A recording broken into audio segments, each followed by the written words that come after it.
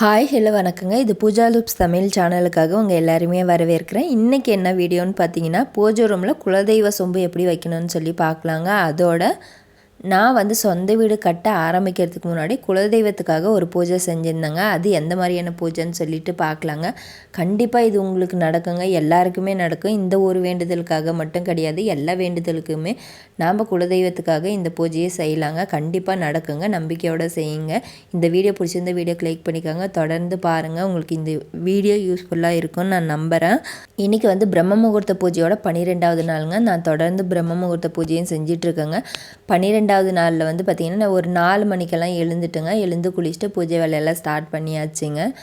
இன்றைக்கி குலதெய்வ சொம்பு எப்படி அமைக்கணும்னு பார்த்திங்கன்னா, நான் என்னோடய குலதெய்வம் பார்த்திங்கன்னா முருகருங்க. நான் செவ்வாய்க்கிழமான குலதெய்வ சொம்பு மாற்றிடுவேங்க.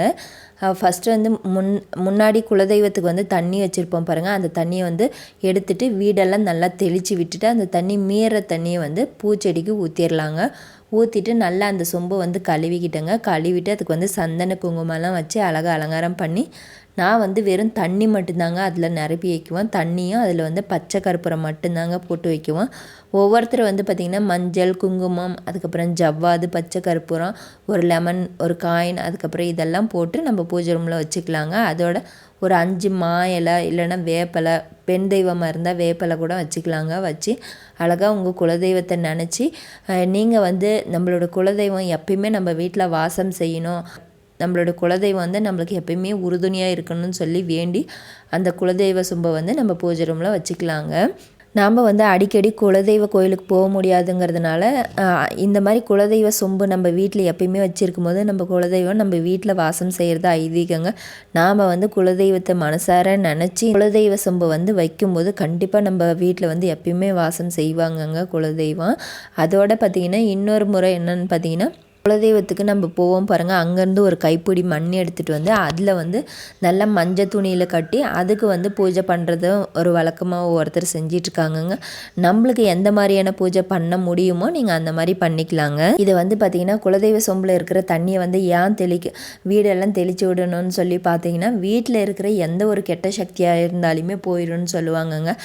எந்த ஒரு கெட்ட சக்தியுமே அண்டாதுன்னு சொல்லுவாங்கங்க. அதே மாதிரி சங்கில் இருக்கிற தண்ணியுமே நீங்கள் டெய்லியுமே அதை வீடெல்லாம் தெளித்து விட்டுட்டு அதை மாற்றும் போது கண்டிப்பாக நம்மளுடைய வீட்டில் எந்த ஒரு கெட்ட சக்தியாக இருக்கட்டும், கந்திருஷ்டியாக இருக்கட்டும் எதுவுமே இருக்காதுங்க. நீங்கள் தொடர்ந்து இதை ஃபாலோ பண்ணி பாருங்கள்.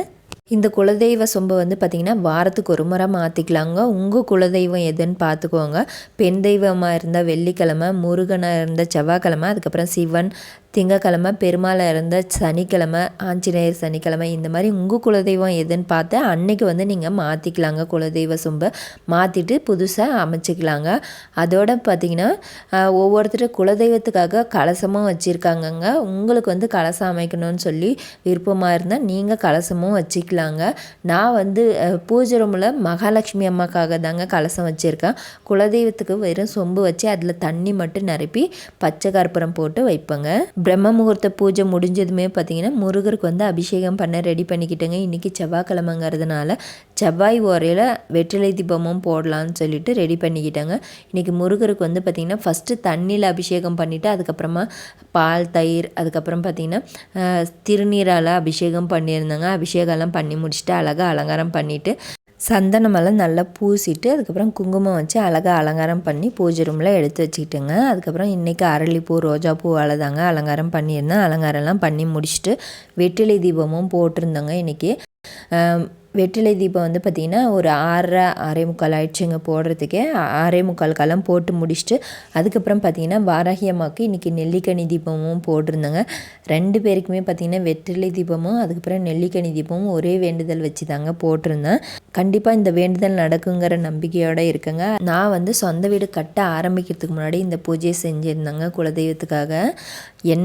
என்ன மாதிரியான பூஜைன்னு பார்த்திங்கன்னா அதுக்கு என்ன வேணும்னு பார்த்திங்கன்னா ஒரு துணி எடுத்துக்கோங்க, நல்லா காட்டன் துணி. துணி அது வந்து தண்ணியில் நனைச்சி நல்லா மஞ்சளில் வந்து நல்லா பரட்டி நல்லா மஞ்சளாக பூசிக்கோங்க. அந்த துணி ஃபுல்லாக அது மஞ்சளாக ஆகிடுங்க. அதுக்கப்புறம் பார்த்திங்கன்னா அதில் வந்து ₹1 காயினை வந்து நல்லா முடிஞ்சுக்கோங்க. முடிஞ்சிட்டு நல்லா கட்டிட்டு அதுக்கு வந்து குங்குமம் வச்சுக்கோங்க.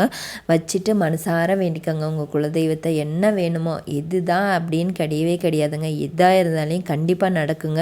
இது வந்து நான் சொன்னது இல்லைங்க. இது வந்து அந்த காலத்துலேருந்து செஞ்சுட்ருக்காங்க. எங்கள் அப்பா அம்மா என் தாத்தா பாட்டி எல்லாருமே செஞ்சாங்கங்க. இது வந்து நான் வந்து அப்போல்லாம் சின்னதாக நினைப்பேங்க, இது என்ன ₹1 நடக்குமான்னு சொல்லிட்டு. ஆனால் வந்து நம்பிக்கையோடு செஞ்சேங்க. அது கண்டிப்பாக நடந்துச்சுங்க. எனக்கு இந்த ₹1 முடிஞ்சு வைக்கிறதுனால அப்போல்லாம் பார்த்திங்கன்னா குலதெய்வத்துக்காக அடிக்கடியெல்லாம் போக முடியாதுங்க. ஊருக்கு அந்த குலதெய்வத்தை வந்து கோயிலுக்கு போக முடியாதுன்றதுனால இருக்கிற இடத்துல இருந்தே அவங்களுக்கு வந்து குலதெய்வத்தை நினச்சி ₹1 தாங்க முடிஞ்சு வைப்பாங்க.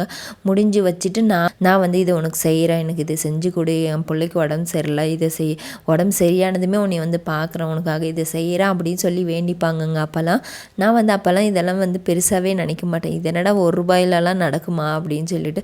அப்போல்லாம் ₹1 கூட இருக்காதுங்க. அந்த எந்த காயின் இருக்குதோ அவங்கக்கிட்ட எந்த காயின் இருக்குதோ அதை வந்து முடித்து நினச்சி நல்லா முடிஞ்சு வச்சு அவங்கள நல்லா மனசார வேண்டிப்பாங்கங்க. ஒரு சொம்பில் வந்து தண்ணி வச்சுப்பாங்கங்க. தண்ணி வச்சு வந்து அது வந்து வேண்டி அவங்க வந்து இந்த மாதிரி நான் வந்து உனக்கு வந்து இந்த உண்டியலில் இந்த காசை போடுறேன், இதை செய்கிறேன் அப்படின்னு சொல்லி வேண்டிப்பாங்கங்க. அது வந்து உடனே நடக்கும்.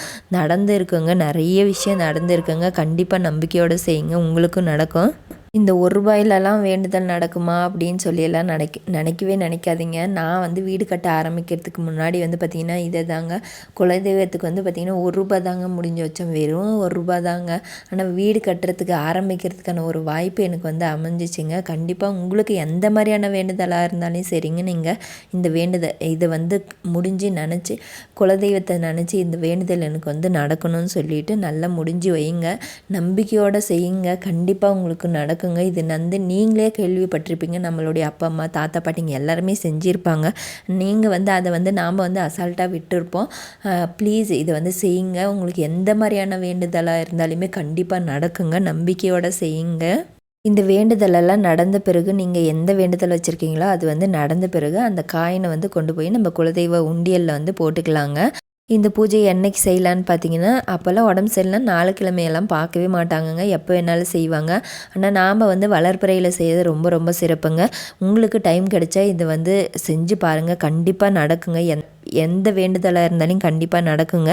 இந்த வீடியோ உங்களுக்கு வந்து யூஸ்ஃபுல்லாக இருக்கும்னு நம்புகிறேன். நம்பிக்கையோடு செய்யுங்க. கண்டிப்பாக உங்கள் வேண்டுதல் நடக்குங்க. இந்த வீடியோ பிடிச்சிருந்த வீடியோக்கு